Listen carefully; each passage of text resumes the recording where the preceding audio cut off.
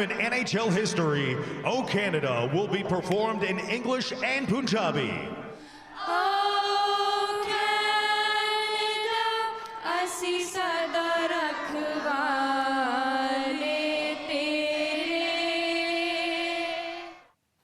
C'était samedi soir, la soirée du hockey à Winnipeg. Avez-vous reconnu la langue dans laquelle certaines paroles de l'hymne national ont été prononcées? On l'a dit, c'était du Pendjabi, une langue parlée par plus de 100 millions de personnes, surtout en Inde et au Pakistan. C'est aussi la deuxième langue non officielle la plus parlée au pays, au Canada.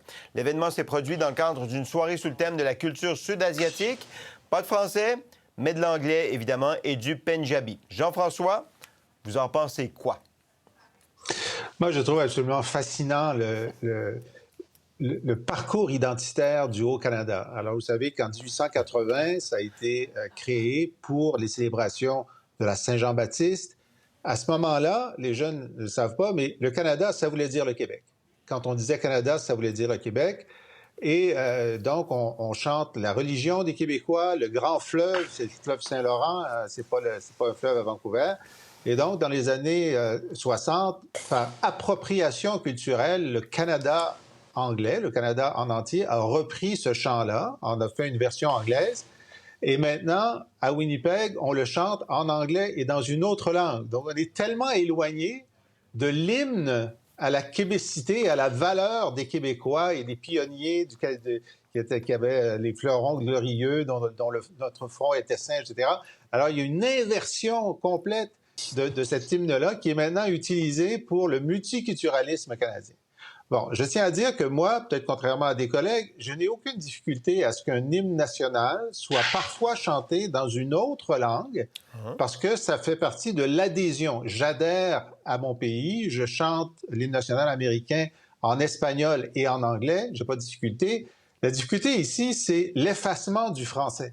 Il n'aurait pas été difficile du tout dans cet hymne national de faire la moitié en anglais, 3 phrases en français et le reste en Pendjabi. Et c'était parfaitement faisable.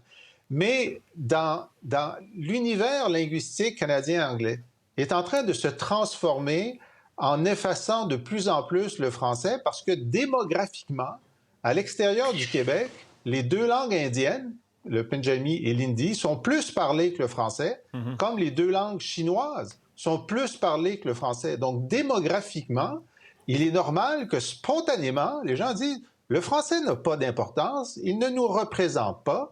Évidemment, les communautés francophones, elles, se sentent dépossédées de ce symbole, mais c'est un symbole qui est de moins en moins ancré dans la réalité démographique. Et ce qu'on a vu là, à Winnipeg, habituez-vous, parce que ça, c'est le Canada de demain. Et pourtant, en face de Winnipeg, il y a Saint-Boniface, en passant, une communauté franco-manitobaine vibrante. Dimitri. Bien, mon point de vue est quand même assez conservateur, plus que conservateur que celui de Jean-François.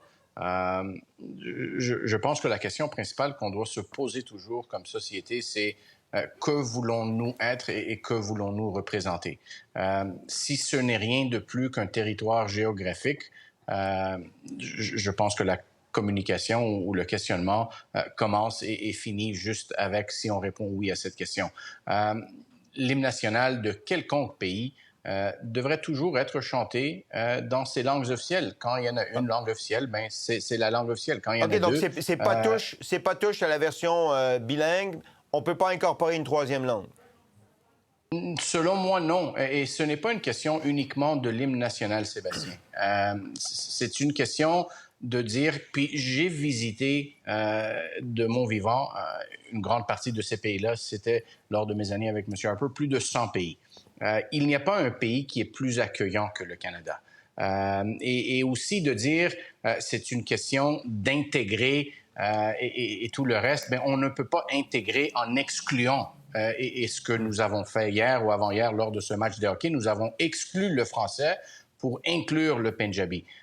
Donc, encore une fois, c'est une question. Est-ce qu'on veut être un buffet où tout le monde va retrouver ce qu'il recherche?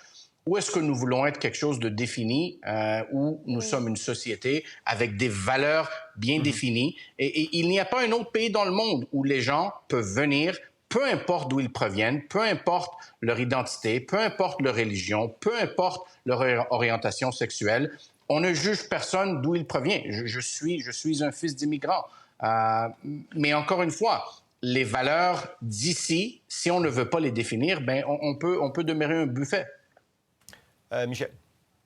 Je suis assez d'accord avec Dimitri à cet égard-là, c'est-à-dire qu'il y a 2 langues officielles au Canada et c'est évident que l'hymne national partout au pays devrait être chanté dans les 2 langues officielles. OK, mais là, donc, je comprends que Jean-François est le plus ouvert sur le panel. Mais attends, j'ai pas fini. Ah, OK, d'accord, je vous laisse finir. Excusez-moi. De façon que, par exemple, pour un événement spécial, une communauté veuille nous faire un petit clin d'œil, on peut toujours l'accepter, mais il y a un danger à ça. Hein? On a toujours résisté à ce qu'on appelle le communautarisme, c'est-à-dire les communautés qui restent entre elles, qui ne parlent que leur langue, qui ne s'intègrent pas, et ça envoie un signal confus. Et on ne veut pas ça parce qu'on parle de notre hymne national. La question que je pose par ailleurs à mes collègues, qu'en est-il de la langue des Premières Nations? Des langues autochtones. Et là, pour moi, ça, je suis encore là plus nuancée. Les Premières Nations, ça le dit, hein? Premières Nations. Ils étaient là avant nous.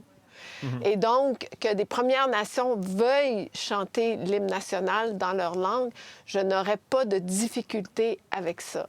Mais je me suis questionné là-dessus aussi, Michel, mais est-ce qu'ils ne voient pas l'hymne national comme un acte de colonialisme? Ou est-ce qu'ils voudraient... mais je crois que ça a été fait. Nos recherchistes ce matin nous ont souligné qu'à différents moments, récemment, ça s'est fait, ça s'est chanté dans certaines langues autochtones. Alors, c'est leur choix s'ils veulent le faire.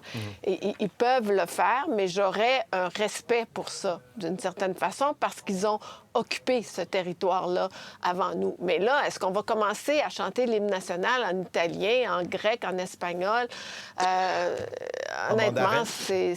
Et dans quelles circonstances et à quel moment? Jean-François.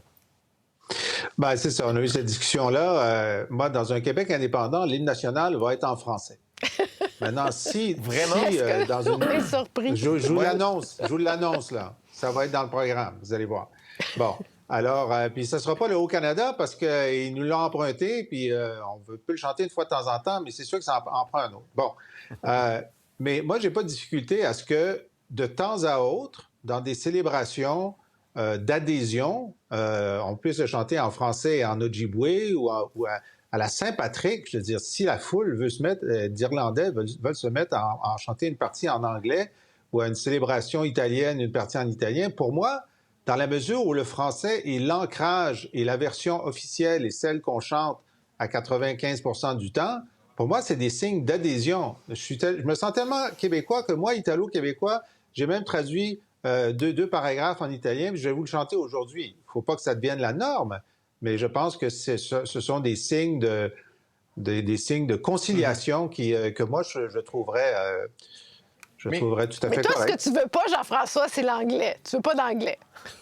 Ben, j'ai dit que les Irlandais pouvaient le faire en anglais. Oui, mais juste le 17 mars. Juste le 17 mars. Oui, juste à la fête. Mars, ben, oui. c'est ça. Ben oui. Exact. Dimitri. Ben là, c'est clair au moins. Dimitri. Ou à la fête de la reine. À la fête de la reine, peut-être, s'ils veulent.